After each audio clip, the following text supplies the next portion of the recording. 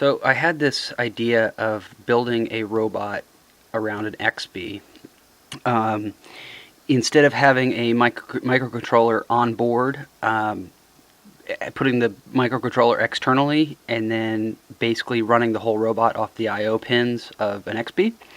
So right off the bat, I am playing with I/O pins. So this is my first successful test. Here it is right here. The blue is input 2 to my oscope, and red is input 1. Each of those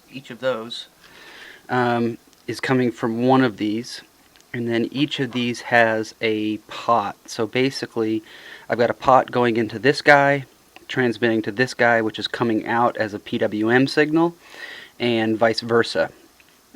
So as I adjust one pot, you can see the blue. So this is the first Xbee. Here you can see it go down to ground now. Here's the first Xbee transmitting to the second. Analog in to PWM out. Okay. And then here is the second pot going back the other way. And there is the red one. There it is going down to ground. And if I go all the way the other way, up to VIN or VDD.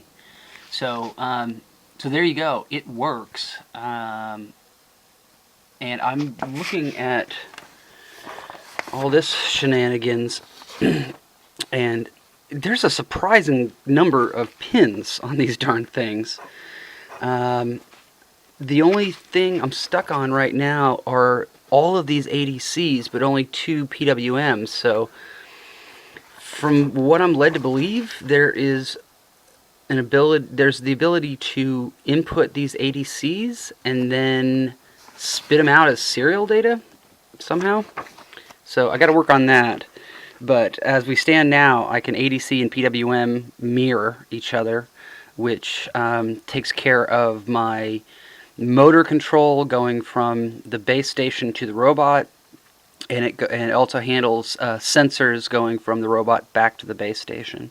Oh, and I should mention, I've done this same test with a DA converter, and just a real simple 0.1 microfarad and a 10K resistor, and it was like smooth as a baby's butt. So it worked. It worked.